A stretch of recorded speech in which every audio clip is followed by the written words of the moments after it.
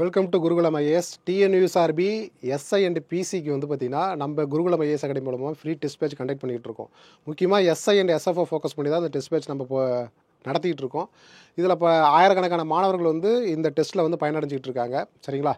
So இந்த test வந்து பார்த்திங்கன்னா டெஸ்ட் நம்பர் 10. சரிங்களா? இந்த டெஸ்ட்டுக்கான ஜிஎஸ் கொஷின் நம்பர் 1லேருந்து 100 வரைக்கும் உள்ள எல்லா கொஷின்ஸுக்கான கீஸ் அண்ட் டிஸ்கஷன்ஸ் தான் இந்த வீடியோவில் ஃபுல்லாக பார்க்க போகிறோம். சரிங்களா? ஐ திங்க் நோட்டிஃபிகேஷன் வந்து ஏப்ரல் ஃபஸ்ட் வீக்கில் வரத்துக்கு வாய்ப்புகள் இருக்குது. சொல்லப்போனால் ஏப்ரல் 2ஆம் தேதி கூட வரத்துக்கு வாய்ப்புகள் ரொம்ப அதிகம் இருக்குன்னு சொல்கிறாங்க. வேக்கன்சிஸ் வந்து பார்த்திங்க அப்படின்னா மினிமம் ஒரு 1000லேருந்து 1350 வரத்துக்கு வாய்ப்புகள் இருக்குன்னு சொல்கிறாங்க. கண்டிப்பாக எலெக்ஷன் வரதால் 2026 எலெக்ஷன் வரதால் அதுக்கு முன்னாடி ஒரு பல்க் வேகன்சி கண்டிப்பாக எதிர்பார்க்கலாம். எஸ்ஐலையும் சரி பிசிலையும் சரி கண்டிப்பாக ஒரு பல்க் வேகன்சி எதிர்பார்க்கலாம். நோட்டிஃபிகேஷன் வந்தால் தான் படிப்பேன் அப்படிங்கிறது நீங்கள் அப்படிலாம் இல்லாமல் இப்போயிலிருந்தே படிக்க ஸ்டார்ட் பண்ணிவிடுங்க அப்படிங்கிறது தான் நம்மளுடைய மோட்டோ. சரிங்களா? ஸோ இப்போவே நீங்கள் படித்து நீங்கள் நோட்டிஃபிகேஷன் வரதுக்கு முன்னாடியே எல்லா சிலபஸையும் டெஸ்ட் எழுதி முடித்து ஃபுல்லாக ரிவிஷன் பண்ணுற நிலைமையில் இருந்தீங்க அப்படின்னா ஆஃப்டர் நோட்டிஃபிகேஷனுக்கு அப்புறம் இருக்கிற ஒரு 50லேருந்து ஒரு 80 நாள் வந்து பார்த்திங்கன்னா நல்லா ரிவிஷன் பண்ணிவிட்டு திரும்ப வந்து பார்த்தீங்கன்னா ஷார்ட்கட் போடுறது, திரும்ப ரிவிஷன் பண்ணுறது, டிஸ்கஷன் பண்ணுறது, இந்த மாதிரி விஷயங்கள் அதிகமாக ஈடுபட்டீங்க அப்படின்னா கண்டிப்பாக உங்களாலேயும் ஒரு நல்ல மார்க் எடுத்து நீங்கள் கண்டிப்பாக என்ன பண்ண முடியும்? இந்த 2026 எண்டிங் அல்லது 2027 பொங்கலில் நீங்கள் சர்வீஸ் வாங்கிட்டு என்ன பண்ணலாம்? நல்ல பொங்கல் கொண்டாடலாம். சரிங்களா? இல்லையா? அதெல்லாம் சந்தோஷமாக பொங்கல் கொண்டாடலாம். சரிங்களா? ஓகே. ஸோ இதில் வந்து ஃபஸ்ட்டு வந்து பாருங்கள், இந்த கொஸ்டின் வந்து பார்த்திங்கன்னா ஃபஸ்ட்டு கொஸ்டின். சரிங்களா? எஸ்ஐ டெஸ்ட் 10 அதில் வந்து பார்த்தீங்கன்னா ஃபஸ்ட்டு கொஸ்டின். இந்த ஃபஸ்ட்டு கொஸ்டின் என்ன கேட்டிருக்காங்க? இங்கே பாருங்கள், பல்லவ மன்னர்கள் முதலாம் மகேந்திரவர்மன். சரிங்களா? பல்லவ மன்னர் முதலாம் மகேந்திரவர்மன் தமிழ்நாட்டில் குடவரை கோயில் கட்டடக்கலையின் முன்னோடியாக கருதப்படுகிறார் அப்படின்னு சொல்லி கொடுத்துருக்காங்க. இது சரிதான். சரிங்களா? இல்லையா? இந்த கேவ் டெம்பிள்னு சொல்கிறோமா இல்லையா?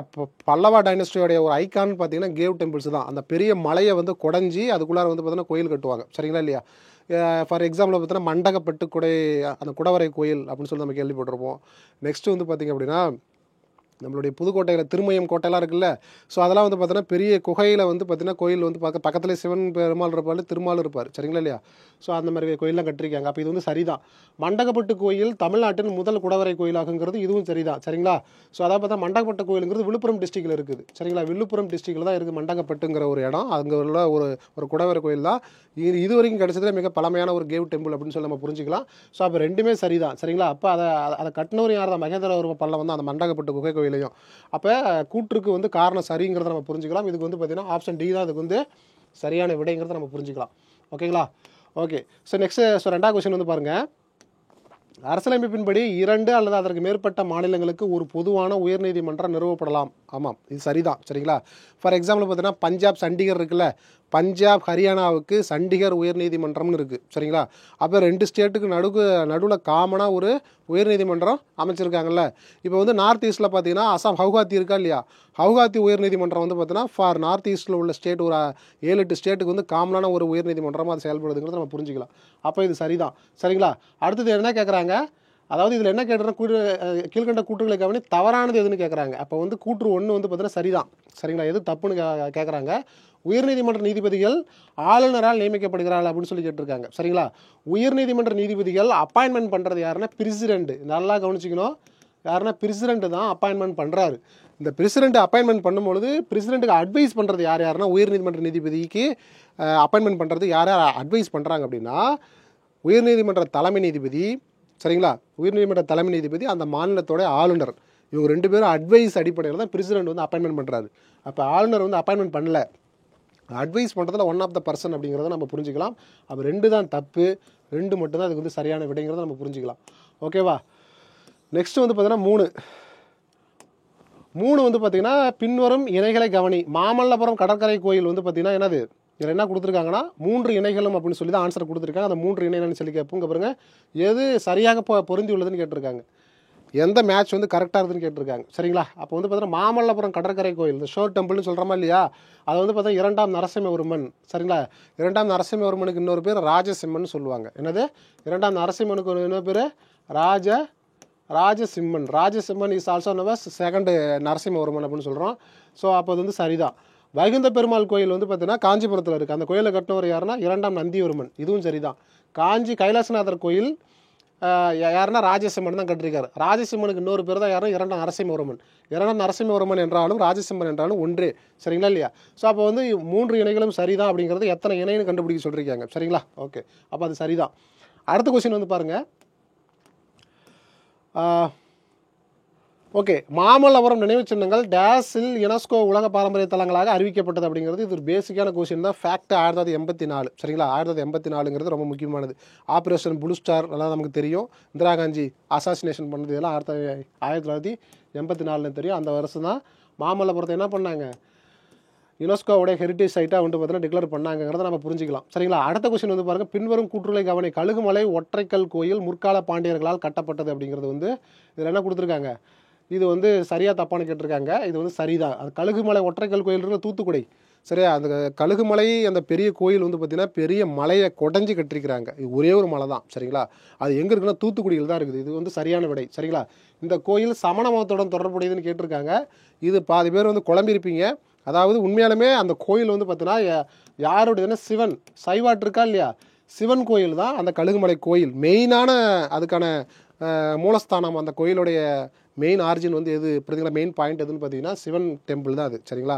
ஆனால் அந்த கோயிலுடைய சைடில் வந்து பார்த்தீங்கன்னா ஜெயினிசம் சமண மதத்தோட அந்த துறவிகள்லாம் இருக்காங்களே இல்லையா, அந்த தீர்த்தங்கர்கள்லாம் இருக்காங்கல்ல, அவங்களுடைய ஸ்டாச்சுலாம் பெயிண்டிங்லாம் இருக்குது. சரிங்களா?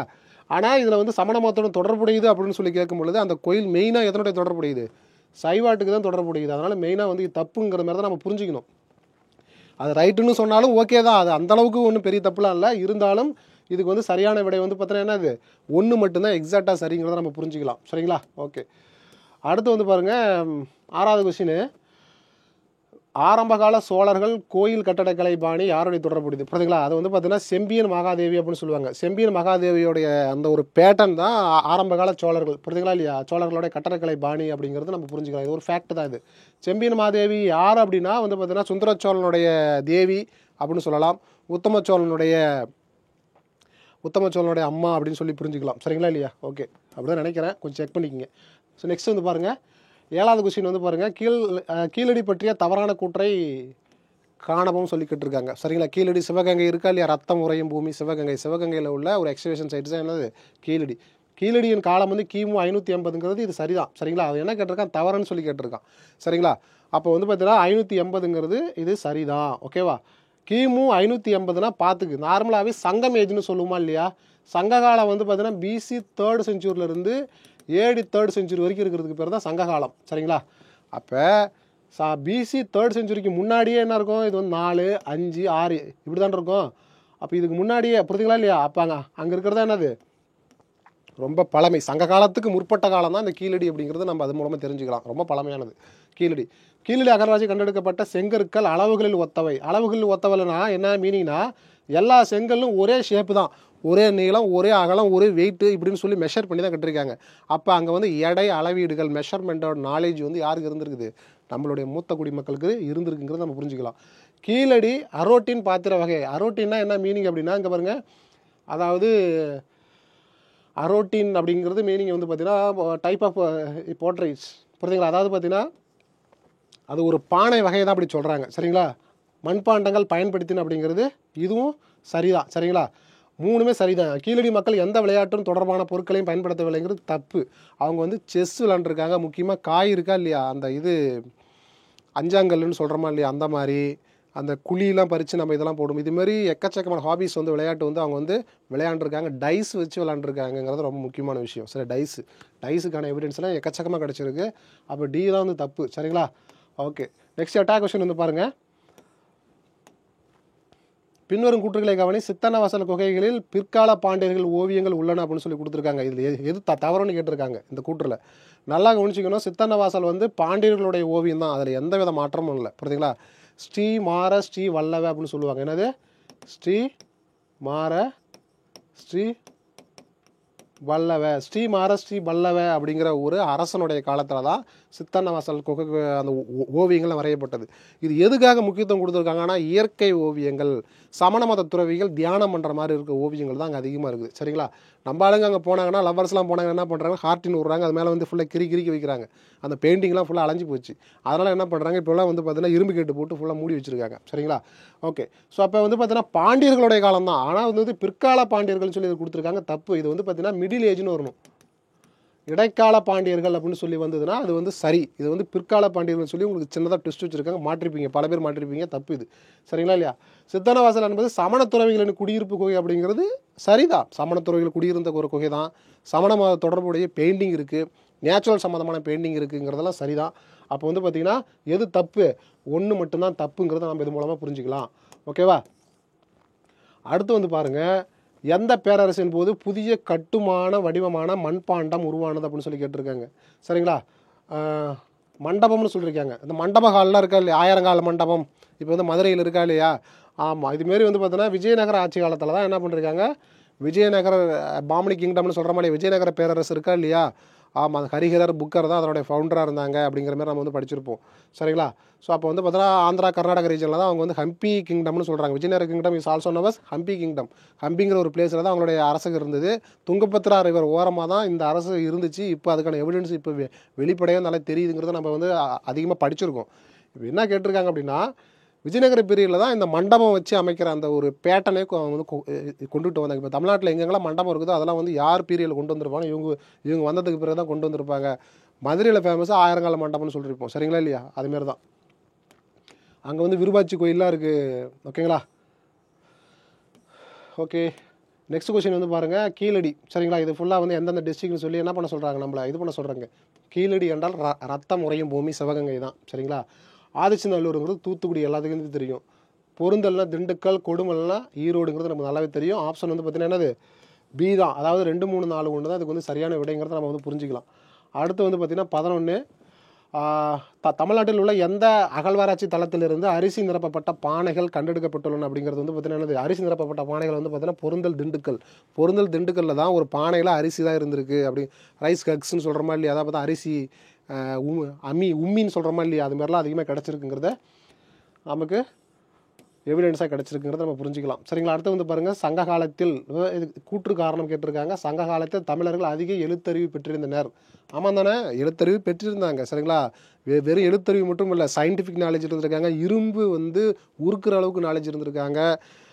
ப்ளஸ் வந்து ட்ரைனேஜ் வாட்டர் சிஸ்டத்தில் இருந்திருக்காங்க. நல்லா திட்டமிடப்பட்ட ஒரு நகர அமைப்பு இருந்திருக்குது. எல்லா நாலேஜ் இருந்திருக்கு. சரிங்களா? இப்போ 2025 நம்ம என்ன நாலேஜ் இருந்தது எல்லாமே அங்கே இருந்துருக்குது. ஆனால் இது அடுத்தடுத்த தலைமுறைக்கு கடத்தப்பட்டுச்சா இல்லையாங்கிறதான் ஒரு பிரச்சனையே. ஏதோ ஒரு இடத்த கேப் வந்துருக்குது. அந்த கேப்பில் வந்து இந்த தலைமுறைக்கு நடுவில் என்ன அந்த ஒரு நாலேஜ் வந்து பாஸ் ஆகாமல் இருந்திருக்கு. அது என்ன பிரச்சனைன்னு தெரில. சரிங்களா? அடுத்து வந்து பார்த்திங்கன்னா, கீழடி தொல்பொருள் தளத்தில் தமிழ் பிராமி எழுத்துக்களால் பொறிக்கப்பட்ட பானை ஓடுகள் கிடைக்கப்பட்டுள்ளன. சரிங்களா? முக்கியமாக சாப்பிட்ற பானை ஓடுகள்லாம் இருக்குல்ல, சாப்பிட்ற தட்டு, பானை, சமைக்கிற பானைகள்லாம் இருக்குல்ல, இதில் தான் வந்து என்ன பண்ணிருக்காங்க, சின்ன சின்ன கீரல் மாதிரி எழுதியிருக்காங்க. இப்படி இருக்கும். இது எல்லாமே ஏதோ ஒரு கீரல், ஏதோ பார்த்தீங்கன்னா ஓவியம், பெயிண்டிங்னு நினச்சிக்கிறாங்க நம்ம ஆளுங்க. அப்புறம் பின்னாடி போக தான் இது எல்லாம் எழுத்து. சரிங்களா இல்லையா? அதியன், வேந்தன், சேந்தன் இப்படின்னு சொல்லிட்டு எக்கச்சக்கமான பேர் வந்து பார்த்தீங்கன்னா சங்ககால பானை ஓட்டுகள்லாம் நமக்கு வந்து அதிகமாக எவிடன்ஸ் கிடச்சிருக்கு. அப்போ வந்து எழுத்தறிவு இருந்ததால தான் இவங்க வந்து தமிழ் பிராமி ஸ்கிரிப்டை யூஸ் பண்ணிருக்காங்க. அப்போ வந்து பார்த்தீங்கன்னா கூற்று சரி, காரணம் சரி, கூற்றுக்கான காரணம் வந்து சரியான விளக்கத்தை கொடுக்குதுங்கிறது டி தாங்கிறது சரியான புரிஞ்சுக்கிங்க. ஓகேவா? அடுத்து வந்து பார்த்தீங்கன்னா 13. அடுத்தது, தீபகற்ப இந்தியாவிலிருந்து ரோமுக்கு இறக்குமதி செய்யப்பட்ட எஃகு அலெக்சாண்ட்ரியா துறைமுகத்தில் வரிக்கு உட்படுத்தப்பட்டதாக எந்த புத்தகம் குறிப்பிடுகிறது? அலெக்சாண்ட்ரியா அப்படிங்கிறது வந்து ரொம்ப ரொம்ப முக்கியமானது. சரிங்களா? அலெக்சாண்ட்ரியாங்கிறது வந்து பார்த்தீங்கன்னா அந்த டெட் சீன்னு சொல்கிற மாதிரி அந்த ரெட் சி, சரியா, செங்கடல்னு சொல்கிற மாதிரி செங்கடல் அந்த ரீஜனில் இருக்கக்கூடிய ஒரு துறைமுகத்துக்கு பேர் தான் அலெக்சாண்ட்ரியா அப்படிங்கிறத நம்ம புரிஞ்சுக்கலாம். அங்கே வந்து நம்மளுடைய தமிழ் மக்களும் அலெக்சாண்ட்ரியாவுக்கும் டேரெக்டாக ட்ரேடு அந்த கனெக்ஷன் இருந்திருக்கு. புரியுதா? இங்கே இருக்கிற பொருட்களை ஏற்றுமதி இறக்குமதி பண்ணிருக்காங்க, டேக்ஸ் வந்து கொடுத்துருக்காங்க, பே பண்ணிருக்காங்க. அப்படிங்கிறது எரித்ரியன் கடல் பெரிப்ளஸ்ங்கிற ஒரு புத்தகத்தின் மூலமாக நமக்கு தெரியுது. சரிங்களா? இது வந்து பார்த்தீங்கன்னா ஒரு நேவிகேட்டர், ஒரு புக்ஸு, ஒரு வழிகாட்டி புத்தகம். கடல் பயணி இப்படிலாம் போகணும், இந்த இடத்துல புயல் வரும், இந்த இடத்துல போகக்கூடாது அப்படின்னு சொல்லிட்டு ஒரு வழிகாட்டி புத்தகம். வழிகாட்டி புத்தகத்தில் இந்தந்த ஏரியாவுக்கு நாங்கள் போனோம், பொருட்களை ஏற்றினாங்க, இறக்குனாங்க, வரி கட்டினாங்க அப்படிங்கிற எக்ஸ்ட்ரா பாயிண்ட்ஸ்லாம் நமக்கு இருக்குது. அப்போ இந்த புத்தகத்துக்கு பேர் தான் எரித்ரேன் சி பெரிப்ளஸ். ஆனால் இந்த புத்தகத்துக்கான பெயர் வந்து இன்னும் யாருக்கும் தெரியலங்கிறது ஒரு எக்ஸ்ட்ரா பாயிண்ட். சரிங்களா? ஓகே, நெக்ஸ்ட் வந்து பாருங்கள், 14வது கொஸ்டின் வந்து பார்த்தீங்கன்னா, பின்வரும் எந்த மொழியிலிருந்து மெகாலித்திக் என்ற வார்த்தை பெறப்பட்டது அப்படின்னு சொல்லி கொடுத்துருக்காங்க. அதான் கிரேக்கம். சரிங்களா? கிரேக்க மொழி தான். மெகா என்றால் பிக்னு அர்த்தம், பெரிய. லித்திக்னா ஸ்டோன் அர்த்தம். பிக் ஸ்டோன் அப்படின்னா பெருங்கற்காலம். சரிங்களா? பெருங்கற்காலம் அப்படிங்கிறது தான் பிக் ஸ்டோன். மெகாலித்திக் அப்படின்னு சொல்லி புரிஞ்சுக்கிறேன். கிரேக் வேர்டு அது. சரிங்களா? அடுத்த கொஸ்டின் வந்து பாருங்கள், பின்வரும் கூற்றுகளை கவனி. ஆளுநர் 5 ஆண்டு காலத்திற்கு ஜனாதிபதியால் நியமிக்கப்படுகிறார் அப்படின்னு சொல்லி கேட்டிருக்காங்க. இது வந்து பார்த்தீங்கன்னா எது தவறானதுன்னு கேட்டிருக்காங்க. சரிங்களா? அப்போ ஆளுநரை வந்து அப்பாயின்மெண்ட் பண்ணுறது யாருன்னா யார்? இது பிரசிடென்ட் தான் அப்படிங்கிறத நம்ம புரிஞ்சிக்கலாம். சரிங்களா? இல்லையா? அது வந்து சரிதான். ஆளுநர் ஆவதற்கு ஒருவர் 30 வயது பூர்த்தி அடைந்திருக்க வேண்டும்ங்கிறது தப்பு. 30 இல்லை, 35. கவர்னர் ஆகிறதுக்கு ஏஜ் என்னது? 35 ஏஜ் தான் வந்து கொடுத்துருக்காங்க. அது 13 கொடுத்துருக்காங்க. தப்பு. அப்போ வந்து எது தப்பு? 2 மட்டும் தான் தப்புங்கிறத நாம் புரிஞ்சிக்கலாம். ஓகே, நெக்ஸ்ட் வந்து பாருங்கள், 16வது கொஸ்டின் வந்து பார்த்தீங்கன்னா, இந்தியாவில் உள்ள மொத்த மாநிலங்கள் மற்றும் யூனியன் பிரதேசங்களை கண்டறிய அப்படின்னு சொல்லி கொடுத்துருக்காங்க. ஓகே நார்மலாக வந்து பார்த்தீங்கன்னா, முன்ன வந்து 29 ஸ்டேட்டு 7 யூடி ஃபஸ்ட்டு இருந்துச்சு. சரிங்களா?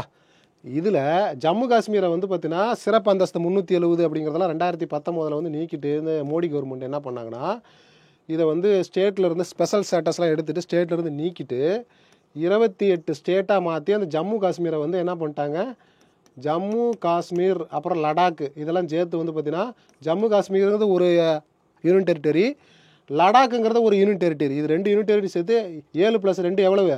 மொத்தம் 9 யூனியன் டெரிட்டரியாக மாற்றிட்டாங்க. அப்போனா என்னது? 28 ஸ்டேட்டு 9 யூடின்னு சொல்லி மாற்றினாங்க. அப்புறம் என்ன பண்ணாங்க அப்படின்னா, இந்த 9 யூனியன் டெரிட்டரியில் தத்ரா நகர் ஹவேலி அண்ட் டாமன் டையூன்னு ஒன்று இருக்குது தெரியுமா? தத்ரா நகர் ஹவேலின்னு சொல்லி தனியாக யூனியன் டெரிட்டரி, டாமன் டையூன்னு சொல்லி தனியாக யூனியன் டெரிட்டரி இருந்துச்சு.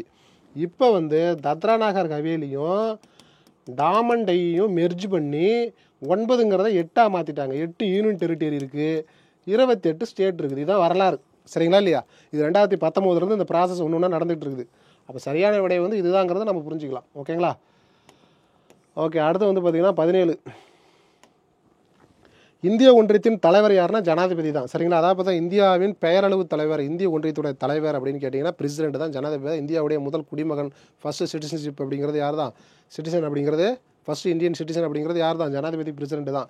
இந்தியா சார்பாக எந்த ஒரு விஷயம் வந்து ஃபைல் கையெழுத்து ஆனாலும் யாருடைய பேரில் நடக்கும் அப்படின்னா, யாருடைய பேர்? நம்மளுடைய பிரசிடென்ட் பேர் தான் நடக்குங்கிறது நம்ம புரிஞ்சுக்கிறோம். பெயரளவு தலைவர்னு சொல்கிறாங்க. புரிஞ்சுங்களா? டிஃபேக்டோ அத்தாரிட்டி அப்படின்னு சொல்கிறோமா இல்லையா? ஆமாம், ரியல் அத்தாரிட்டி அப்படிங்கிறது, ரியல் பவருங்கிறது பிரைம் மினிஸ்டருக்கு தான் இருக்குதுங்கிறது புரிஞ்சுக்கணும். சரிங்களா?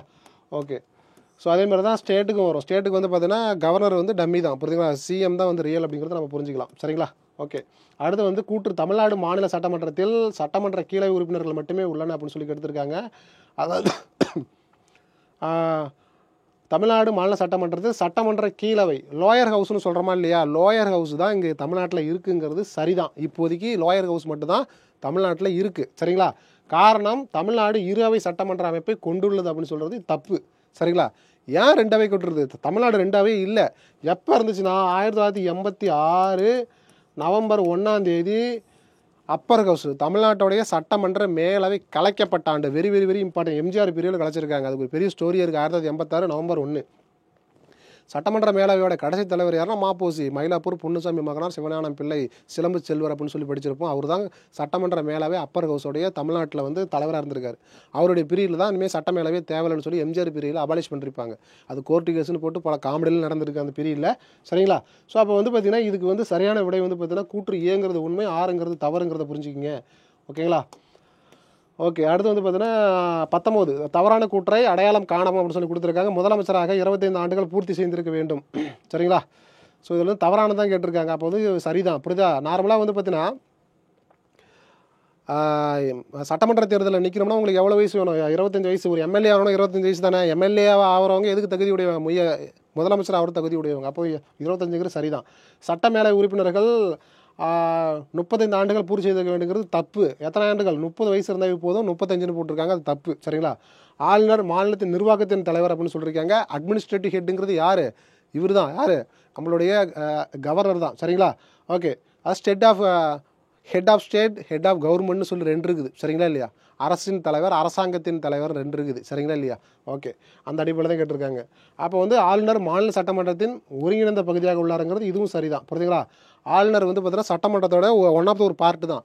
அங்கே வந்து பார்லிமெண்ட்டில் ஒன் ஆஃப் த பார்ட் வந்து பிரசிடென்ட் அப்படிங்கிற மாரியே இங்கே வந்து பார்த்தீங்கன்னா ஸ்டேட் லெஜிஸ்லேட்டிவ் அசம்பிளியில் ஒன் ஆஃப் த பார்ட்டி யார் கவர்னருங்கிறத புரிஞ்சுக்கலாம். அப்போ இதுக்கு வந்து தவறான விடை தான் கேட்டிருக்காங்க. அப்போ வந்து என்னது ஆப்ஷன் பி தான் அதுக்கு வந்து சரி. ஓகே. நெக்ஸ்ட் வந்து பாருங்கள் 20 பின்வரும் கூற்றுகளை கவனி. ஆளுநர் அமைச்சர்களுக்கு இலாக்காக்களை ஒதுக்குகிறார் அப்படின்னு சொல்லி கொடுத்துருக்காங்க. ஓகேங்களா? எது தவறானதுன்னு கேட்டிருக்காங்க. ஆளுநர் அமைச்சர்களுக்கு வந்து பார்த்தீங்கன்னா இலாக்காக்களை ஒதுக்குறது தப்பு. புரியுதுங்களா? ஆளுநர் வந்து அப்பாயின்மெண்ட் தான் பண்ணுறாரு. புரியுதா? மினிஸ்டர்லாம் இருக்காங்க. மினிஸ்டருக்கு வந்து ஓத்தார் அஃபர்மேஷன் சொல்கிறோம். அந்த பதவி பிரமாணம் செஞ்சு வைக்கிறது, நியமனம் பண்ணுறது யாருன்னு கேட்டால் கவர்னர். இந்த துறை இவருக்கு தான், இந்த துறை இவருக்கு தான், கல்வித்துறை இவருக்கு தான், நீதித்துறை இவருக்கு தான், நிதித்துறை இவருக்கு தான் அப்படின்னு சொல்லி பிடபிள்யூடி டிபார்ட்மெண்ட் இவருக்கு தான் சொல்லி ஒதுக்குறது கவர்னர் இல்லை, அது வந்து சிஎம். சரிங்களா இல்லையா? அப்போ தப்பு.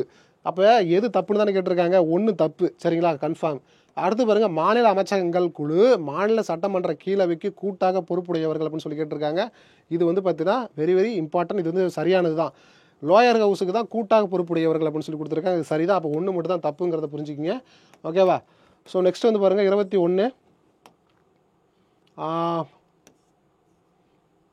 21 வந்து என்ன சொல்லியிருக்காங்க அப்படின்னா, அரசியலமைப்பின்படி ஒருவர் தனது சொந்த மாநிலத்தில் ஆளுநராக நியமிக்கப்படக்கூடாது அப்படின்னு சொல்லி கொடுத்துருக்காங்க.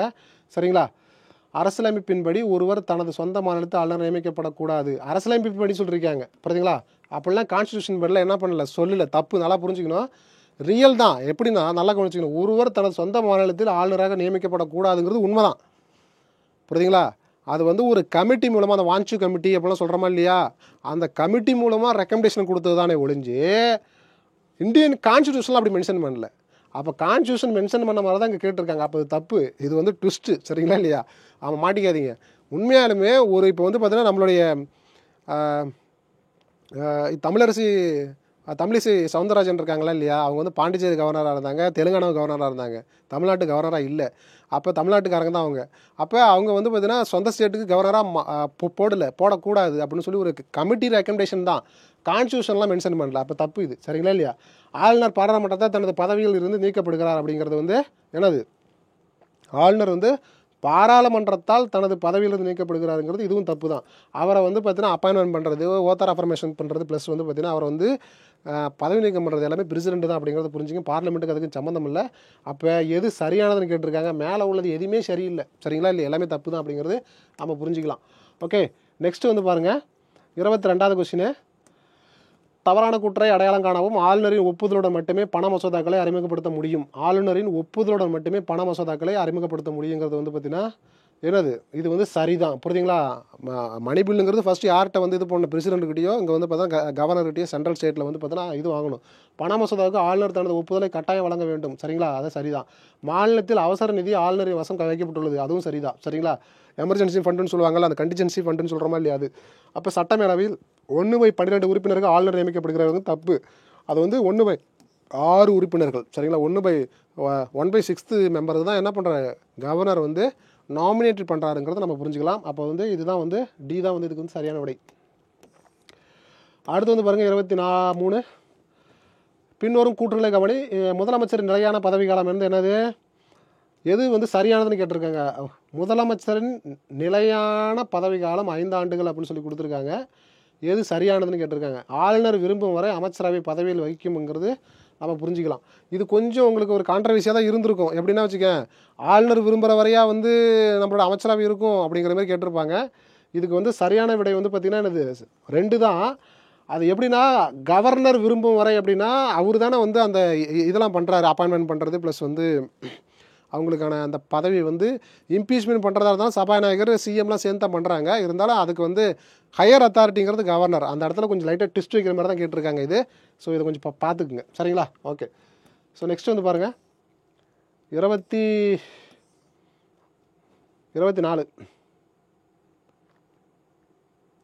என்ன கேட்டிருக்கான். பின்வரும் மாநிலங்களே கவனின்னு கேட்டிருக்கான். ஒரு 5 ஸ்டேட் கொடுத்துருக்கான். மேற்கூறிய எத்தனை மாநிலங்களில் 20 சட்டமன்ற அமைப்பு உள்ளதுன்னு சொல்லி கேட்டிருக்காங்க. இதுக்கு வந்து பார்த்திங்கன்னா கேரளா தவிர, என்னது கேரளாங்கிற மாநிலத்தை தவிர தெலுங்கானா, மகாராஷ்டிரா, கர்நாடகா, பீகார் இந்த 4 ஸ்டேட்லையுமே என்ன இருக்குது, பைகேமரலிசம் இருக்குது. பைகேமரலிசம்னா அப்பர் ஹவுஸ், லோயர் ஹவுஸ். இப்போ தமிழ்நாட்டில் வந்து லோயர் ஹவுஸ் மட்டும்தான் இருக்குது. சட்டமன்றம், சரியா, சட்டமன்ற பேரவை தான் இருக்குது. சட்டமன்ற பேரவை, ஸ்டேட் லெஜிஸ்லேட்டிவ் அசம்பிளி தான் நம்மகிட்ட இருக்குது. சட்டமன்ற பேரவை, ஸ்டேட் லெஜிஸ்லேட்டிவ் கவுன்சில், சரிங்களா, சட்டமன்ற மேலவை நம்மகிட்ட இல்லை. அது எப்போ அபாலிஷ் பண்ணாங்கன்னா 1986 நவம்பர் 1 எம்ஜிஆர் பீரியடில் இது பண்ணாங்கன்னு சொல்லி நான் லாஸ்ட் கொஸ்டினே சொல்லிட்டேன். அது கொஞ்சம் புரிஞ்சுங்க. அப்போ 4 ஸ்டேட்டு தாங்கிறது இதுக்கு வந்து சரியான விடை. சரிங்களா, அடுத்து வந்து பாருங்கள் 25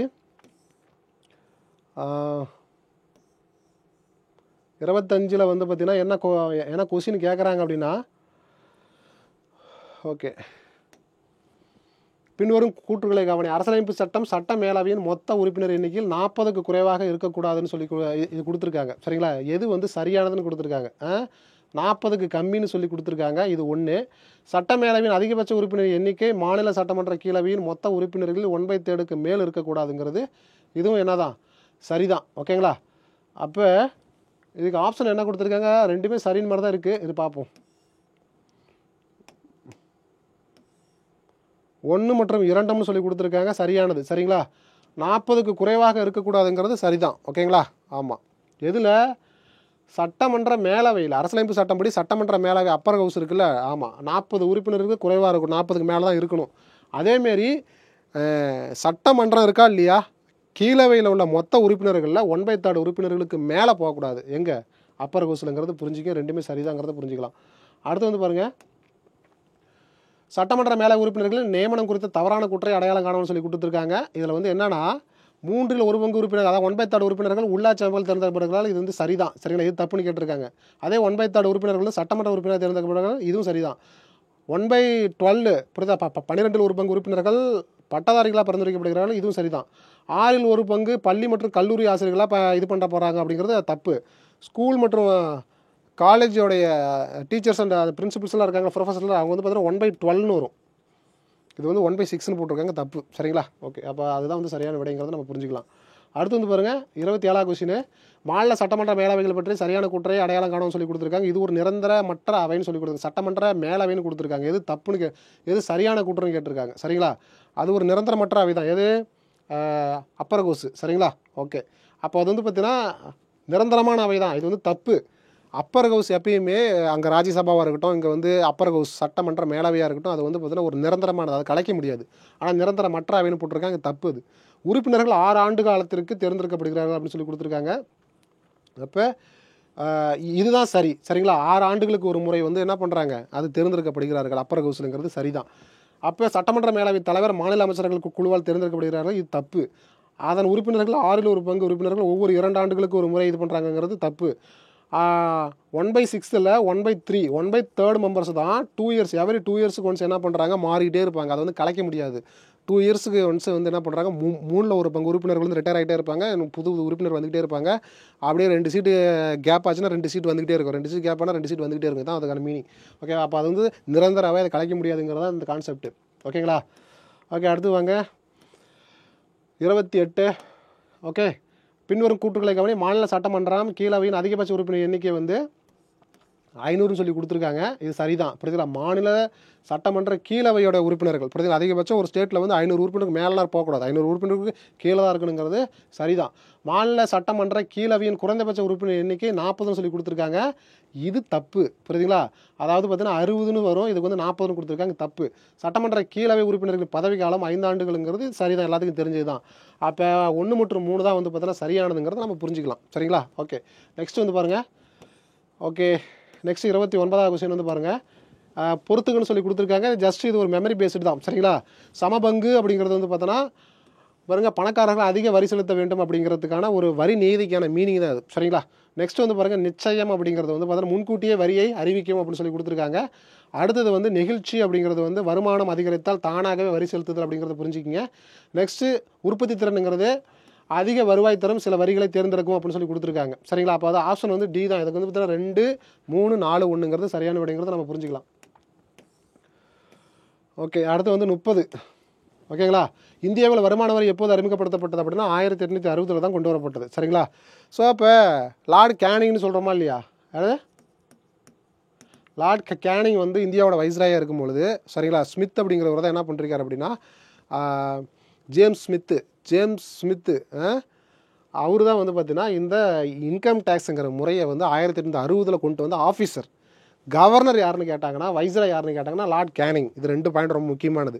இன்கம் டேக்ஸ் ஏன் கொண்டு வராங்க அப்படின்னா, 1857 கிரேட் ரிவோல்ட் பெரும் புரட்சி நடந்திருக்கும். அப்போ பிரிட்டிஷ் கவர்மெண்ட் எக்கச்சக்கமான பொருள் இழப்புகள், பொருளாதார இழப்புகள், பண இழப்புகள்லாம் எக்கச்சக்கமாக இருக்கும்.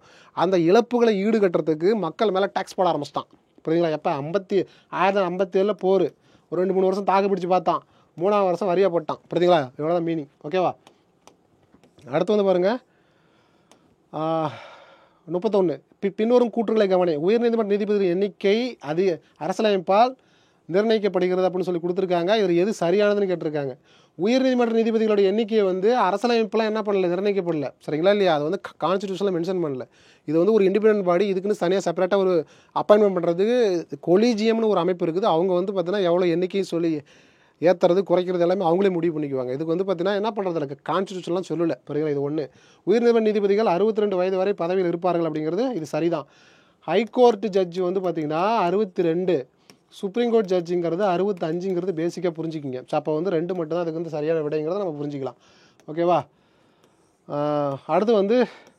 அடுத்த கொஸ்டின் வந்து பாருங்கள், உலகில் முதலில் ஜிஎஸ்டி அறிமுகப்படுத்தப்பட்ட நாடு வந்து ஃப்ரான்ஸ் தான். இந்த ஃப்ரான்ஸ் வந்து 1954 வந்து ஜிஎஸ்டி வந்து வேர்ல்ட்லேயே first GST goods and service டேக்ஸுங்கிறது முதல்ல சரக்கு மற்றும் சேவை வரி அறிமுகப்படுத்தப்பட்ட நாடு வந்து பார்த்தீங்கன்னா ஃப்ரான்ஸ் நாடு தான். சரிங்களா? இந்த ஃப்ரான்ஸ் நாட்டோடைய மாடலை பேஸ் பண்ணி தான் நம்ம நாட்டில் இந்தியாவில் வந்து என்ன பண்ணிருக்காங்கன்னா 2017 ஜூலை மந்தில் வந்து பார்த்தீங்கன்னா ஜிஎஸ்டி வந்து என்ன பண்ணாங்க, இந்தியாவில் வந்து மோடி கவர்மெண்ட் வந்து நடைமுறைப்படுத்தினாங்கிறத நம்ம புரிஞ்சுக்கலாம். அப்போ வந்து ஆன்சர் வந்து ஃப்ரான்ஸ் தான் அதுக்கு வந்து ஆன்சர். இங்கே பாருங்க, சரக்கு மற்றும் சேவை வரி எப்போது அமல்படுத்தப்பட்டதுன்னா ஜூலை 1 2017. சரிங்களா? 2017 ஜூலை 1 சரக்கு மற்றும் சேவை வரி மோடி கவர்மெண்டால் கொண்டு வரப்பட்டதுங்கிறது நம்ம அடிக்கடி படிச்சிருக்கோம். இதெல்லாம் ரிப்பீட்டட் கொஸ்டின். சரிங்களா? ஓகே, நெக்ஸ்ட் வந்து பாருங்கள், பின்வரும் கூற்றுகளை கவனி. பண மசோதாக்களை மாநில சட்டமன்ற கீழவையில் மட்டுமே அறிமுகப்படுத்த முடியும் அப்படின்னு சொல்கிறது வந்து பார்த்தீங்கன்னா எது தவறானதுன்னு கேட்டிருக்காங்க. பண மசோதாக்களை வந்து பார்த்தீங்கன்னா அப்பர் ஹவுஸ், லோயர் ஹவுஸில் மட்டும்தான் அறிமுகப்படுத்த முடியுங்கிறது சரிதான். சரிங்களா? 1. மாநில சட்டமன்றத்தின் 2 அவைகளிலும் நம்பிக்கையில்லா தீர்மானம் கொண்டு வரலாங்கிறது தப்பு. லோயர் ஹவுஸில் மட்டும்தான் நோ கான்ஃபர்மேஷன் கொண்டு வர முடியும். ஏன்னா அவங்க தான் பீப்புள் எலெக்டட் மெம்பர்ஸ். சரிங்களா இல்லையா? பீப்புள் எலெக்டட் மெம்பர்ஸ்கிட்ட மட்டும்தான் நோ கான்ஃபர்மேஷன் கொண்டு வர முடியும். அப்போ லோயர் ஹவுஸில் மட்டும் தான் கொண்டு வர முடியும். 2 அவையிலும் கொண்டு வர முடியாது, தப்புது. அப்போ நமக்கு தேவையானது சரியான விடை வந்து 2. சரிங்களா? 2 மட்டும் தான் தப்பானா அடுத்து பார்ப்போம். சட்டமன்ற தேர்ந்தெடுக்கப்பட்ட உறுப்பினர்கள் இந்திய ஜனாதிபதி தேர்தலில் பங்கேற்கலாம்ங்கிறது சரிதான். சரிங்களா? ஒரு எம்எல்ஏ இருக்கவங்க என்ன பண்ணலாம், ஜனாதிபதி தேர்தலில் நிற்கலாம். புரியுதுங்களா? ஆனால் வந்து பார்த்தா ஜனாதிபதியாக ஆகிறதுக்கு முன்னாடி நீங்கள் அந்த பதவியெல்லாம் வந்து என்ன பண்ணிடணும், எழுதி கொடுத்துட்டு வந்துடணும். புரியுதுங்களா? அப்படிங்கிறதா இதனுடைய சாராம்சம். அப்போ வந்து ஆன்சர் வந்து 2 மட்டும். அடுத்து வந்து பிறகு பின்வரும் வரிகளில் எது மாநில அரசால் விதிக்கப்படுகிறதுன்னு கேட்டிருக்காங்க. பொழுதுபோக்கு வரி. சரிங்களா? இந்த பொழுதுபோக்கு வரி தான் வந்து பார்த்தீங்கன்னா மாநில அரசால் விதிக்கப்படுது. மீதிலாம் வந்து பார்த்தீங்கன்னா சேவை வரி, அதிக கட்டண வரி, அதாவது பார்த்தீங்கன்னா சர்ஜார்ஜ் அப்படின்னு சொல்கிறாங்க. அப்புறம் எதிர் வரி, இது எல்லாமே வந்து பார்த்தீங்கன்னா என்னது சென்ட்ரல் கவர்மெண்டால் விதிக்கப்பட்டு வசூலிக்கப்படக்கூடிய வரிகள். இது வந்து மாநில அரசால் வசூலிக்கப்படக்கூடிய வரிகள் வந்து பார்த்தீங்கன்னா பொழுதுபோக்கு வரி. இது ஒன் ஆஃப் த ஒரு இன்டைரக்ட் டேக்ஸ். இது வந்து இப்போ ஜிஎஸ்டி கண்ட்ரோல் வந்துடுச்சுங்கிறது நமக்கு நல்லாவே தெரியும். ஓகே, ஸோ நெக்ஸ்ட் வந்து பாருங்கள் 36. கருப்பு பணம் சட்டவிரோதமாக வழிகளில் உருவாக்கப்படுகிறது. சரிங்களா? இதில் வரி ஏய்ப்பும் அடங்கும் அப்படிங்கிறது சரிதான். புரியுதா? கருப்பு பணங்கிறது என்னது, இல்லீகலாக வந்து கொண்டு வரது தான். ப்ளஸ் வந்து பார்த்தீங்கன்னா இதில் வரி ஏய்ப்பு அடங்குங்கிறது சரிதான். தனிநபர்கள் அது வணிகங்கள் வரி செலுத்துவதை தவிர்ப்பதற்காக வேண்டுமென்றே தங்கள் வருமானத்தை குறைத்து அல்லது தங்கள் செலவுகளை மிகப்படுத்தி கட்டுப்படுத்தும் அதாவது வரி ஏய்ப்பு ஏற்படுகிறது. இதுவும் சரிதான். அப்போ 2க்கும் கூட்டு காரணத்துக்கு சரியான விளக்கங்கிறது சரிதான். அப்போ வந்து என்னது ஆப்ஷன் ஏதாவது வந்து சரியான விடைங்கிறத நம்ம புரிஞ்சுக்கலாம். அடுத்து வந்து பாருங்க 37. பின்னொரு எதில் விகிதச்சாரா வரின்னு சொல்லியிருக்காங்க. நிறுவன வரி தான். சரிங்களா? இது வந்து சும்மா ஒரு ஃபேக்ட் தான். இந்த நிறுவன வரி தான் வந்து பார்த்தீங்கன்னா என்னது விகிதச்சாரா வரி. ஸோ அந்த இது நிறுவன வரிங்கிறத புரிஞ்சுக்கலாம். அடுத்து வந்து 38. வரி என்ற வார்த்தையின் தோற்றம் வரி விதிப்பு என்பதிலிருந்து வந்தது. இதன் பொருள் என்ன அப்படின்னா மதிப்பீடு. சரிங்களா? மதிப்பீடு தான் வந்து பார்த்தீங்கன்னா அதான் பார்த்தீங்கன்னா வரிங்கிறது என்னது, ஒரு விஷயத்தை எஸ்டிமேட் பண்ணுறாங்க. எஸ்டிமேட் பண்ணிவிட்டு இந்த அளவுக்கு லாபம் வந்திருக்கு, இந்த அளவுக்கு நஷ்டம் வந்திருக்கு, அப்போ இதுக்காக நம்ம வந்து பார்த்தீங்கன்னா வரி போடணும் அப்படின்னு சொல்லிட்டு ஒரு எஸ்டிமேட் பேஸில் தான் டேக்ஸ் வந்து இம்ப்ளிமெண்ட் பண்ணுறாங்க. அப்போ வந்து பார்த்தீங்கன்னா வரிங்கிறதுக்கு வந்து என்னது என்ன தேவை, எஸ்டிமேட் தேவைங்கிறது புரிஞ்சுக்கலாம். அடுத்து 39 கொஸ்டின் வந்து பாருங்கள், முற்போக்கான பின்வரும் கூற்றுகளை கவனம் எது தவறானதுன்னு கேட்டிருக்காங்க. சரிங்களா?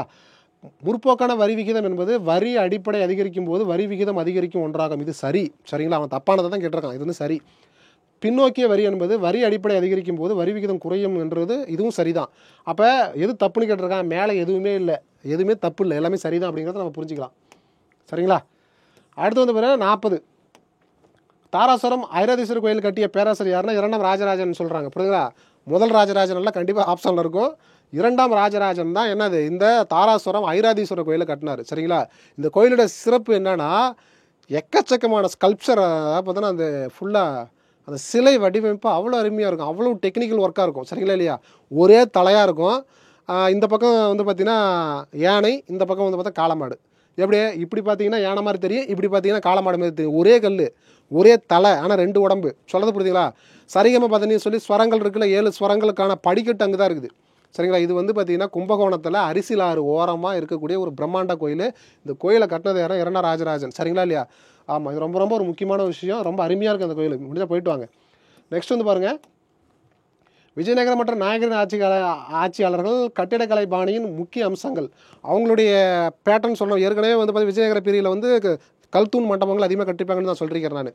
அதே மாதிரி பார்த்தீங்கன்னா அவங்கள உள்ள அந்த அவங்க வந்து அந்த கோயில் கட்டினதில் பேட்டர்னில் என்னென்ன சிறப்பு, அவங்களுடைய ஐக்கான் அப்படின்னு சொல்லி கேட்டாங்க அப்படின்னா யாழிங்கிறது ஒரு கற்பனையான விலங்கு. புரியுதுங்களா இல்லையா? ரொம்ப கொடூரமாக நகைலாம் வச்சுக்கிட்டு இப்படி நிற்கும். புரியுதுங்களா இல்லையா? அதாவது பார்த்தீங்கன்னா எப்படி சொல்கிறது, சிங்கம் உடம்பு இருக்கும், ஆட்டு தலை இருக்கும். புரியுதுங்களா இல்லையா? அந்த மாதிரி புரியுதுங்களா? அந்த மாதிரி வந்து பார்த்தீங்கன்னா முக்கியமாக இது எந்தெந்த எல்லா இந்து கோயிலையும் பார்க்கலாம். மதுரை மீனாட்சி அம்மன் கோயிலில் பார்த்தீங்கன்னா வச்சுக்கேன், அப்படியே பெரிய பெரிய சிலையாக இருக்கும். புரியுதுங்களா? குதிரை உடம்பாக இருக்கும், சிங்கம் முகமாக இருக்கும். சரிங்களா? அப்புறம் வந்து பார்த்தீங்கன்னா குதிரை வந்து உடம்பாக இருக்கும், ஆட்டு தலையாக இருக்கும். இது மாதிரி வந்து பார்த்தீங்கன்னா மிக்சடாக இருக்கும், ரொம்ப வலிமையாக இருக்கும். அந்த காலத்தில் வந்து பார்த்தீங்கன்னா சங்க காலத்தில் வந்து நம்மளுடைய முன்னோர்கள் போர் படையில் இந்த மாதிரி விலங்குகள்லாம் பயன்படுத்தினாங்க அப்படிங்கிற மாதிரியே அது ஒரு கற்பனை தான். சரிங்களா? அதை பார்த்தீங்கன்னா ரொம்ப பிரம்மாண்டமாக இருக்கும். சரிங்களா? அப்போ கோயில்களுக்கு 4 கோபுரங்கள் இருக்கும். அதான் அதுக்கு பிறகு தான் ராயகோபுரம்னு சொல்லுவாங்க. விஜயநகர பீரியடில் கிருஷ்ணதேவராயர் இருக்காரா இல்லையா? கிருஷ்ணதேவராயர் பீரியடில் வந்து ராயகோபுரம்னு சொல்லுவாங்க. ராஜகோபுரம் தான் ராயகோபுரத்தை இப்போ நம்ம ராஜகோபுரம்னு சொல்கிறோம். ஏதாவது கோயிலுக்கு போனோம்னா அதாண்ட கிழக்கு பார்த்த வாசப்புறம், அதாண்ட ராஜகோபுரம் அப்படின்னு சொல்கிறோமா இல்லையா? அந்த மாதிரி ராஜகோபுரம் 4 பக்கமும் இருக்கும். ஃபார் எக்ஸாம்பிள் வந்து பார்த்தீங்கன்னா மதுரை மீனாட்சி அம்மன் கோயில் இருக்கா இல்லையா, 4 பக்கமும் இருக்கா இல்லையா? அந்த மாதிரி ஒரு பேட்டர்னு சொல்ல வரேன் நான். இசைத்தூண்கள்னு இருக்கும். புரியுதுல? மியூசிக்கு வந்து பார்த்தீங்கன்னா பில்லர் வந்து பார்த்தீங்கன்னா மதுரை மீனாட்சி அம்மன் கோயில் இருக்குது. திருநெல்வேலியில் நெல்லையப்பர் டெம்பிள் இருக்குல்ல, ரொம்ப ஃபேமஸான டெம்பிளில் வந்து பார்த்தீங்கன்னா நானும் அதை தட்டி பார்த்துருக்கேன். ஃபுல்லாக கல்லாக நிற்கும். அதை தட்டினீங்கன்னா அந்த கல் வந்து வைப்ரேஷன் ஆகும், மியூசிக் வரும். ஒரு கல்லை தட்டினா சவுண்டு வரும். இது எந்த அளவுக்கு ஒரு பெரிய டெக்னிக்கல்னு சொல்லி பார்த்துக்குங்க. சரிங்களா இல்லையா? ஓகே, அந்த அளவுக்கு நம்ம முன்னோர்கள் வந்து சயின்டிஃபிக் நாலேஜோடு இருந்திருக்காங்கிறது நமக்கு ஒரு பெருமை தான். உயிர் அளவு படங்கள் அப்படின்னு சொல்லி கொடுத்துருக்காங்க. இது எல்லாமே வந்து என்னது, விஜயநகரம் மற்றும் நாயக்கர் ஆட்சி காலத்தோட கட்டடக்கலையில் ஒரு சிறப்பம்சம் அப்படின்னு சொல்லி நம்ம இது புரிஞ்சிக்கலாம். சரிங்களா? அடுத்து 42வது கொஸ்டின் வந்து பாருங்கள். இது ஜஸ்ட் ஒரு மேட்ச் தான். சரிங்களா? இங்கே பாருங்கள், ஜலகண்டேஸ்வரர் கோயில் வந்து பார்த்தீங்கன்னா வேலூரில் இருக்குது. அழகிய நம்பி கோயில் வந்து பார்த்திங்கன்னா திருநெல்வேலியில் இருக்குது. வரராஜ பெருமாள் கோயில் எல்லாத்துக்கும் தெரிஞ்சு தான் காஞ்சிபுரம். ஆதிநாத கோயில் வந்து ஆழ்வார் திருநகரியில் இருக்குது. ஸோ அப்போ இதுக்கு சரியான விடை வந்து பார்த்தீங்கன்னா 2, 3, 4, 1 தான் அது வந்து சரியான விடைங்கிறத நம்ம புரிஞ்சிக்கலாம். ஓகே, ஸோ நெக்ஸ்ட் வந்து பாருங்கள் 43வது கொஸ்டின் வந்து பாருங்கள். ஆளுநர் டேஸ் ஆகிய துறைகளில் நிபுணத்துவம் பெற்றவர்கள் சட்டமன்ற மேலாய்வு உறுப்பினராக நியமிக்கலாம் அப்படின்னு சொல்லி கொடுத்துருக்காங்க. சரிங்களா? கவர்னர் கலை, அறிவியல், இலக்கியம், ஓவியம் அப்படின்னு சொல்கிறோமா இல்லையா? அறிவியல்லே நிபுணத்துவம் பண்ணவங்களையும் கவர்னர் வந்து அப்பாயின்மெண்ட் பண்ணலாம். அதாவது பார்த்தீங்கன்னா நாமினேட் பண்ணலாம். சரிங்களா இல்லையா? நாமினேட் மெம்பர்ஸ் வந்து பார்த்தீங்கன்னா science, literature, art, social service, cooperative society, இது எல்லாமே உண்டு தான். இதுக்கு வந்து எல்லாமே சரியான விடை தான். ஆல் த எபோவ் தான் இதுக்கு வந்து சரியான விடை. சரிங்களா? ஓகேங்களா? இங்கே பாருங்கள், மேற்கொண்டு அனைத்து தான் சரியான விடைங்கிறத நம்ம புரிஞ்சிக்கலாம். அடுத்து பாருங்கள் 44வது கொஸ்டின். மாநில அரசின் வருடாந்திர பட்ஜெட் டேஸ் ஒப்புதலுடன் சட்டமன்றத்தில் தாக்கல் செய்யப்படுகிறதுனா அமைச்சரவை ஒப்புதலுடன், சபாநாயகர் ஒப்புதலுடன் இல்லை, சிஎம் ஒப்புதலுடன் இல்லை, ஆளுநர் ஒப்புதல், அமைச்சரவை ஒப்புதலோடு தான் என்ன பண்ணுறாங்க. சிம்பிளான கொஸ்டின் தான், ஆனால் மாட்டிப்பீங்க. சரிங்களா இல்லையா? எல்லாம் சிஎம்னு போகிறதுக்கு வாய்ப்பு இருக்குது, அப்படிலாம் கவர்னர் கூட போட்டுருவீங்க. ஆனால் அமைச்சரவை ஒப்புதல் தான் பட்ஜெட் வந்து இம்ப்ளிமெண்ட் பண்ணுறாங்கிறத நம்ம புரிஞ்சிக்கலாம். ஓகே, இப்போ வந்து பாருங்கள், கூற்று காரணம் கொடுத்துருக்காங்க. பிரிவு 352 கீழ் மாநில அவசர நிலையை அமல்படுத்துமாறு ஆளுநர் ஜனாதிபதிக்கு அறிக்கை அனுப்பப்படலாம் அப்படிங்கிறது தப்பு. ஆர்டிகல் 352ங்கிறது நேஷனல் எமர்ஜென்சி, தேசிய அவசர நிலை பிரகடனை. சரிங்களா? அப்போ வந்து பார்த்தீங்கன்னா இந்தியா பாகிஸ்தான் வார், இந்தியா சைனா வார் அப்படின்னு சொல்லி ஏதாவது வந்ததுன்னா நேஷனல் எமர்ஜென்சி டிக்ளேர் பண்ணலாம். இது வரைக்கும் இந்தியாவில் வந்து பார்த்தீங்கன்னா 4 டைம் பண்ணிருக்காங்க. சரிங்களா? அப்போ அதை புரிஞ்சுக்கிங்க. Article 352 national emergency. அப்போ ஸ்டேட் எமர்ஜென்சினா ஆர்டிகல் 356ங்கிறது புரிஞ்சிக்கிங்க. ஃபினான்ஸ் எமர்ஜென்சினா ஆர்டிகல் 360ங்கிறது நம்ம புரிஞ்சிக்கலாம். மொத்தம் 3 எமர்ஜென்சி நம்ம படிச்சிருப்போம். சரிங்களா? அப்போ வந்து 10 ஃபர்ஸ்ட் சென்டென்ஸும் தப்பு. ஆளுநர் மத்திய அரசின் முதல்வராக செயல்படுகிறார் அப்படிங்கிறது இது சரிதான். சரிங்களா இல்லையா? அப்போ வந்து கூற்று ஏங்கிறது வந்து தப்பு, கூற்று ஆறுங்கிறது வந்து சரிங்கிறது புரிஞ்சிக்கலாம். ஓகே, அடுத்து வந்து 46. பின்வரும் கூற்றுகளை கவனி. முதல்வர் வந்து மாநில சட்டமன்ற உறுப்பினராக இருக்க வேண்டும் அப்படின்னு சொல்லி கொடுத்துருக்காங்க. எது தவறானதுன்னு கேட்டிருக்காங்க. ஒரு முதல்வர் வந்து மாநில சட்டமன்ற உறுப்பினராக இருக்க வேண்டும். கண்டிப்பாக ஒரு சிஎம்மாக இருக்கிறவர் கண்டிப்பாக எம்எல்ஏவாக இருந்தே ஆக வேண்டும். ஆனால் எம்எல்ஏ இல்லாதவர்கள் கூட சிஎம் ஆகலாம். நீங்கள் நினச்சா என்ன கூட யாராவது என்ன பண்ணலாம், திமுக கவர்மெண்ட் என்ன பண்ணலாம், எல்லாம் எனக்கு வந்து ஆதரவு ஓட்டு போட்டு என்னை சிஎம் ஆக்கலாம். ஆனால் நான் வந்து அடுத்த 6 மாதத்தில் என்ன பண்ணுவேன், எலெக்ஷனில் நின்று ஏதாவது தொகுதியில் வந்து நான் ஜெயிச்சு மக்கள் சப்போர்ட்டில் நான் வந்த ஒரு எம்எல்ஏவாக வெளியில் ப்ரொஜெக்ட் ஆகணும். இதுதான் வந்து கான்ஸ்டியூஷன் சொல்லுது. சரிங்களா இல்லையா? அப்போ ஒவ்வொரு எம்எல்ஏவும் சிஎம் ஆகலாம். எம்எல்ஏ இல்லாதவங்களும் சிஎம் ஆகலாம். ஆனால் அது 6 மாதம் வரைக்கும் தான் தாக்கு பிடிக்கும். 6 மாதத்துக்கு பிறகு ஏதாவது ஒரு தொகுதியிலேருந்து நீ ஜெயிச்சு மெஜாரிட்டி காமிச்சே ஆகணும். இல்லைனா வந்து பார்த்தீங்கன்னா உன்னுடைய பதவி காலியாகி விடும். சரிங்களா? ஓகே. முதல்வர் பொறுப்பேற்கும் போது மாநில சட்டமன்ற உறுப்பினராக இல்லாவிட்டால், சரிங்களா, ஆமாம், இல்லாவிட்டால் 3 மாத காலத்திற்குள் அவசர சட்டமாக உறுப்பினராக இருக்க வேண்டும் சொல்கிறாங்க. தப்பு. 6 மாத காலம், 6 மாதம் வரைக்கும் டைம் இருக்குது. நீ எம்எல்ஏவே இல்லைப்பா, ஆனால் உங்களை எல்லா எம்எல்ஏவும் சேர்ந்து உன்னை வந்து சிஎம் ஆக்கிடலாம். அது தப்பே இல்லை. நீ சிஎம் ஆகிடலாம். ஆனால் 6 மாதம் வரைக்கும் தான். இதுங்க வந்து 3 மாதம்னு போட்டிருக்காங்க. தப்பு. அப்போ வந்து 2 மட்டும் தான் தப்புங்கிறத புரிஞ்சுக்கிங்க. சரிங்களா? ஓகே ஓகே நெக்ஸ்ட்டு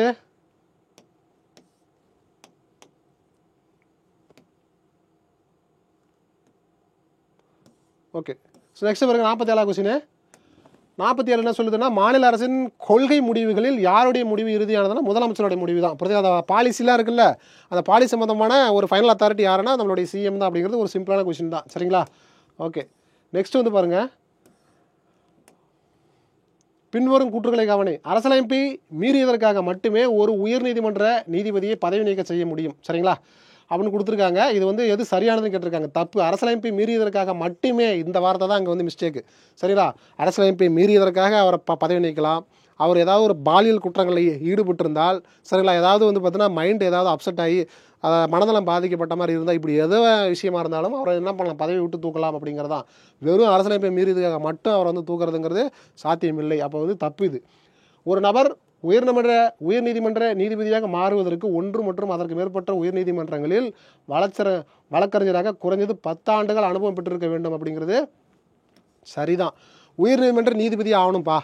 அதுக்கு 1 அல்லது அதற்கு மேற்பட்ட உயர்நீதிமன்றங்களில் 10 ஆண்டு என்ன பண்ணுறீங்கன்னா அவர் இது வக்கீலாக வேலை பார்த்துருக்கணுங்கிறது சரிதான். அப்போ வந்து 2 மட்டும் தான் இதுக்கு வந்து சரியான விடைங்கிறத நம்ம புரிஞ்சுக்கலாம். ஓகேவா? 49 வந்து பாருங்கள், மாவட்ட நீதித்துறை மாநில உயர்நீதிமன்றத்தின் கீழ் செயல்படுகிறது. சரிங்களா இல்லையா?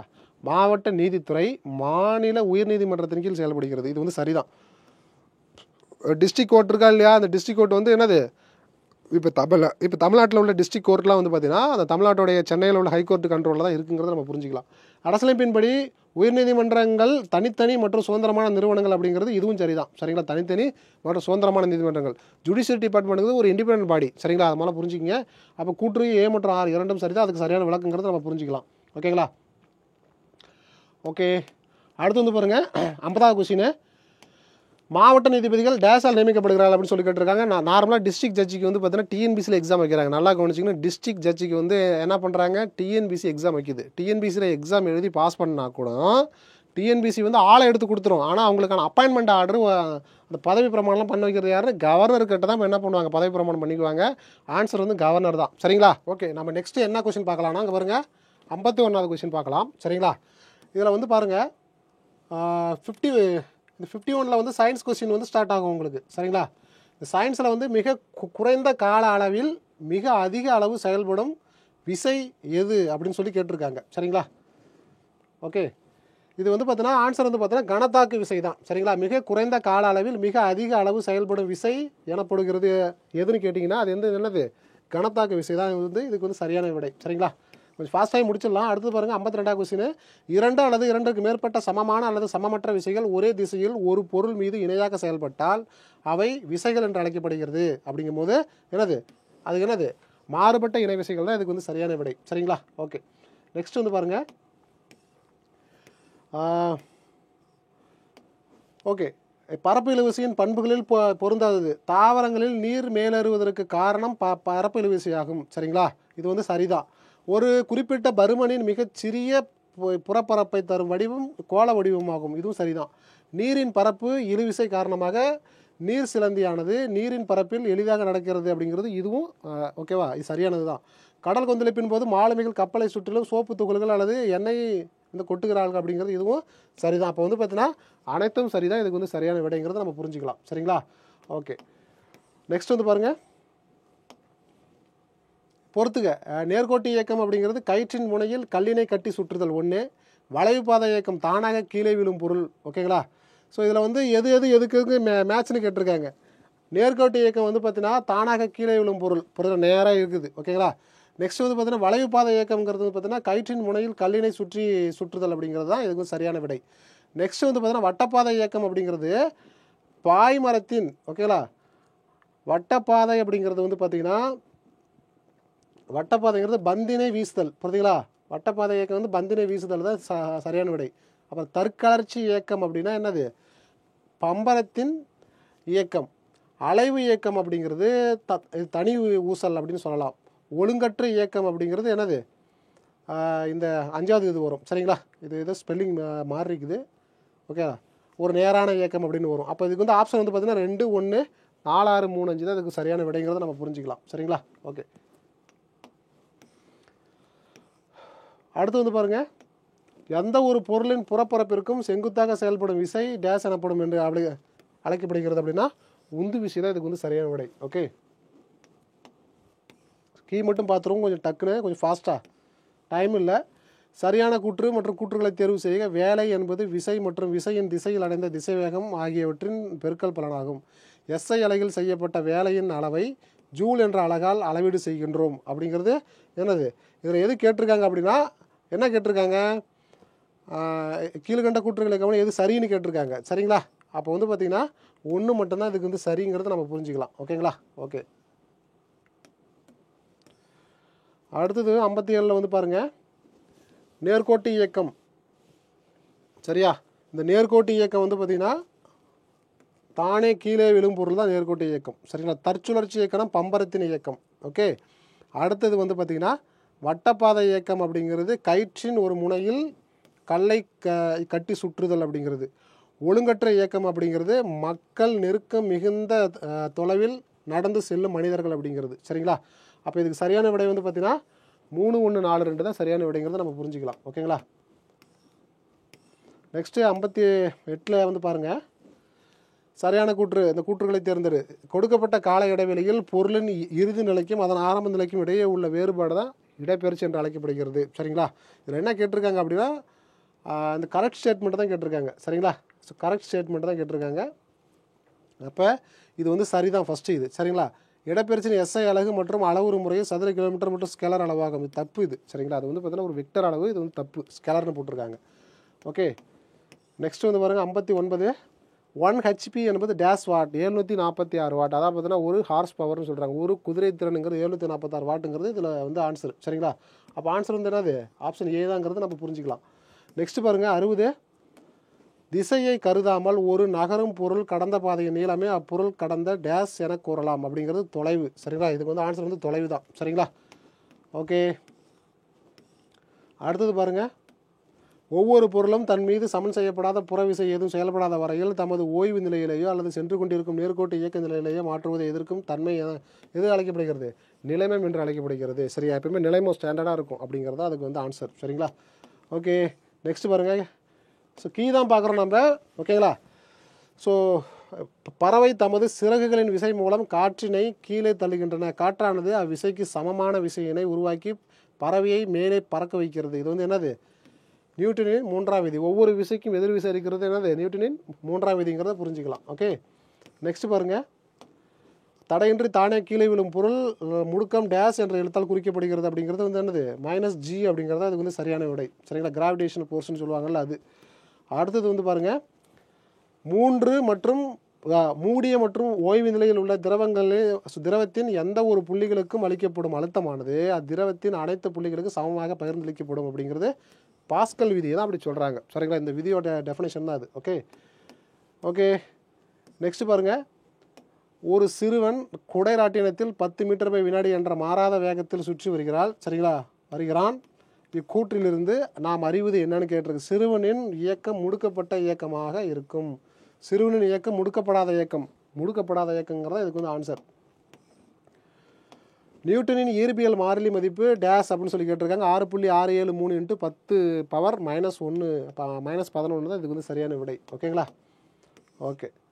அடுத்தது வந்து பார்த்திங்கன்னா, ஒரு பொருள் இயங்கும் திசைக்கு எதிரான திசையில் விசையை செலுத்தினால் அப்பொருளின் இயக்கமானது டேஸ் குறைந்த வேகத்தில் இயங்கும். எனது குறைந்த வேகத்தில் இயங்கும் தான் இதுக்கு வந்து சரியான விடை.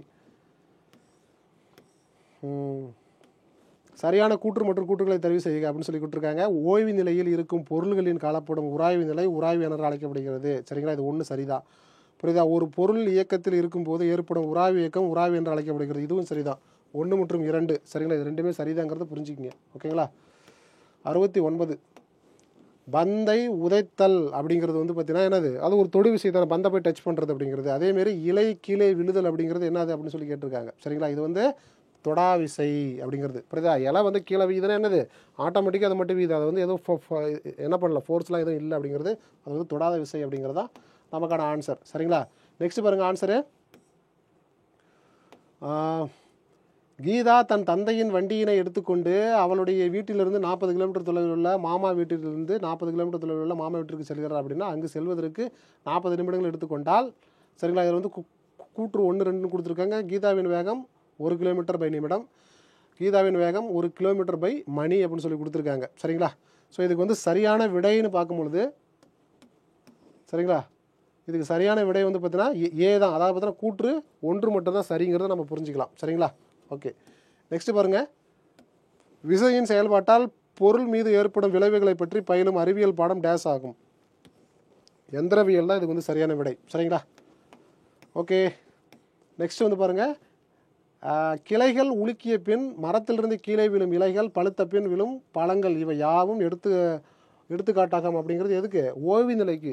ஓய்வு நிலைன்னு இருக்குல்ல, அதுக்கு வந்து எடுத்துக்காட்டு தான் இதெல்லாம் வந்து எடுத்துக்காட்டாக இருக்குது. சரிங்களா? நெக்ஸ்ட் வந்து பாருங்கள். எரியப்பட்ட கணத்திலிருந்து தரையில் மோதும் வரை ஆகும் மொத்த காலம் எவ்வாறு அழைக்கப்படுகிறதுன்னு கேட்டிருக்காங்க. அது வந்து என்னது? பறக்கும் காலத்தை தான் அப்படி வந்து மென்ஷன் பண்ணுறாங்கிறத நம்ம புரிஞ்சுக்கலாம். சரிங்களா? ஓகே. F=ma என்பது நியூட்டனின் எந்த விதி அப்படிங்கிறது முதலாம் சரிங்களா? நியூட்டனின் 2ஆம் விதி தான் இதுக்கு வந்து சிறந்த எடுத்துக்காட்டு அப்படிங்கிறத புரிஞ்சுக்கலாம். சரிங்களா? நெக்ஸ்ட் பாருங்கள். 75 பூமிக்கான ஈர்ப்பு விசையால் ஏற்படும் முடுக்கம் வந்து 9.8 சரிங்களா மீட்டர் செகண்ட் பவர் -2 அப்படிங்கிறத நம்ம புரிஞ்சுக்கலாம். ஓகேங்களா? 76 வந்து பார்த்திங்கன்னா, ஒரு பொருளின் மீது பல்வேறு விசைகள் ஏற்படுத்தும் ஒரு தனித்த விசை செயல்படும் போது அவற்றின் மொத்த விளைவே என்று அழைக்கப்படுகிறது அப்படிங்கிறது தொகுப்பயன் விசை தான் இதுக்கு வந்து சரியான விடை. ஓகே. நெக்ஸ்ட் வந்து பாருங்கள். கீழ் வருவனவற்றில் எவை சரின்னு சொல்லி கேட்டிருக்காங்க. ஓகேங்களா? இதுக்கு சரிங்கிறது வந்து பார்த்திங்கன்னா உங்களுக்கு வந்து என்னது?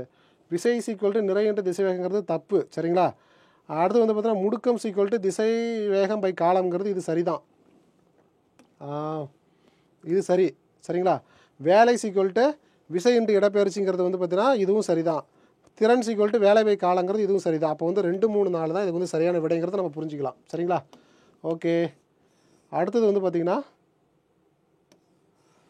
78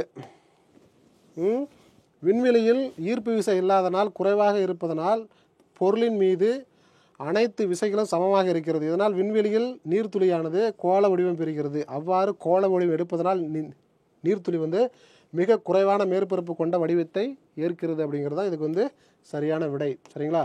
79வது கொஸ்டின் வந்து பாருங்கள். சீரான வட்ட இயக்கத்தில் நேர்கோட்டு திசை வேகம் கீழ்கண்டவற்றில் எதற்கு செங்குத்தாக இருக்கும் அப்படிங்கிறது ஆர வெக்டருக்கு செங்குத்தாக இருக்குங்கிறத நம்ம புரிஞ்சிக்கலாம். சரிங்களா? ஓகே. நெக்ஸ்ட் பாருங்கள். 80வது. முன்பக்க இயந்திரம் கொண்ட பின் சக்கர இயக்க கார்களில் பாதுகாப்பிற்காக தண்டு சுமையை குறைப்பது எந்த பகுதியில் ஒட்டுவதற்காக அப்படிங்கிறது பனிக்கட்டி சாலைகள். சரிங்களா? அதுதான் வந்து பார்த்தீங்கன்னா அதுக்கு வந்து சரியான விடை. ஓகே. நெக்ஸ்ட் வந்து பிரதான் மந்திரி சுரக்ஷா பீமா யோஜனாவின் முதன்மை நோக்கம் என்னன்னு சொல்லி கேட்டிருக்காங்க. விபத்து காப்பீடு வழங்குதல். இந்த விபத்து காப்பீடு வழங்குதல் இதுக்கு வந்து சரியான விடை. சரிங்களா? சமீபத்தில் அறிக்கைகளின்படி இந்தியாவில் அதிக சாலைகள் விபத்துகள் நடக்கும் மாநிலம் வந்து பார்த்தீங்கன்னா என்னது? உத்தரப்பிரதேசம் அப்படிங்கிறத நம்ம புரிஞ்சுக்கலாம். ஓகேங்களா? ஓகே. நெக்ஸ்ட் வந்து அடுத்த கொஸ்டின் வந்து பாருங்கள். சமீபத்திய தரவுகளின்படி எந்த இயக்கம் நகரம் அதிக சாலை விபத்து இறப்புகளை பதிவு செய்துள்ளது அப்படிங்கிறது வந்து பார்த்திங்கன்னா டெல்லி. சரிங்களா? உலகின் மிக பெரிய தேயிலை உற்பத்தி செய்யும் நாடு வந்து பார்த்திங்கன்னா சீனா. சரிங்களா? இதுக்கு இதான் ஆன்சரு. ஓகே. நெக்ஸ்ட் வந்து பாருங்கள். ஒரே நாடு ஒரே தேர்தல் முன்மொழிவு குறிப்பிடத்தக்க கவனத்தை பெற்ற போது இந்தியாவின் ஜனாதிபதி யாருன்னு கேட்டிருக்காங்க. ராம்நாத் கோவிந்த் தான் இதுக்கு வந்து சரியான விடை. 2024 பெண்கள் ஹாக்கி ஜூனியர் ஆசிய கோப்பையை வென்ற நாடு வந்து பார்த்தீங்கன்னா இந்தியாங்கிறது சரியான விடை. சரிங்களா? ஓகே. ஸோ நெக்ஸ்ட் வந்து பாருங்கண்ணே, கீ தான் கொஞ்சம் ஃபாஸ்ட்டாக பார்த்துக்கிட்டு இருக்கோம். ஓகேங்களா? நம்ம வந்து ஃபஸ்ட் ஹாஃபில் வந்து முதல் 50 கொஸ்டின் பார்த்து டீட்டெயில்டான எக்ஸ்ப்ளனேஷன் இதில் இருக்காது. ஏன்னா டைம் வந்து கொஞ்சம் ஷார்ட்டாக முடிக்கணும், கீ டக்குன்னு போடணும், ஸ்டூடெண்ட் கேட்டுக்கிட்டு இருக்காங்க அப்படிங்கிற அடிப்படையில் தான் போட்டுக்கிட்டு இருக்கோம். சரிங்களா? இந்தியாவின் முதல் நீரிழிவு உயிரியல் வங்கி எந்த நகரத்தில் நிறுவப்படுகிறது அப்படின்னு சொல்லி கேட்டிருக்காங்க. சென்னையில் தான். சரிங்களா? அதேமாதிரி காளீஸ்வரம் நீர்ப்பாசன திட்டம் டேஸ் மாநிலத்துடன் தொடர்புடையது அப்படின்னா தெலுங்கானா மாநிலத்துடன் தொடர்புடையது. சரிங்களா? ஓகே. நெக்ஸ்ட்டு வந்து பாருங்கள், தகவல் தொழில்நுட்பத்துறையில் அதன் பங்கின் காரணமாக கர்நாடகாவில் உள்ள எந்த நகரம் இந்தியாவின் சிலிக்கான் பள்ளத்தாக்கு என்று அடிக்கடி குறிப்பிடப்படுகிறதுனா பெங்களூரில் குறிப்பிடப்படுகிறது. ஓகேங்களா?